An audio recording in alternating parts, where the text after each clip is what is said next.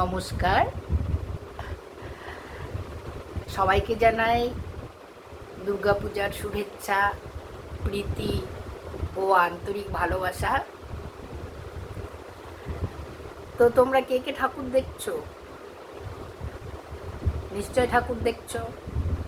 সন্ধেবেলা বেরোলে ঠাকুর দেখা যাবে না। আমি গত বছর বেরিয়েছিলাম, তো শুধু লাইটিং দেখেই চলে এসেছি। ওই জন্য এবছরে ভোরবেলাতে বেরিয়েছি। তো ভালো ভালো ঠাকুরগুলো দেখেছি, যেরকম শ্রীভূমি, সন্তোষ মিত্র স্কয়ার,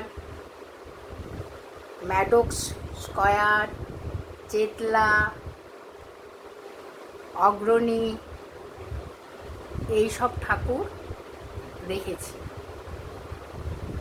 কারণ ঠাকুর দেখতে বেরোলে প্রতিমার মুখ না দেখলে একদমই ভালো লাগে না।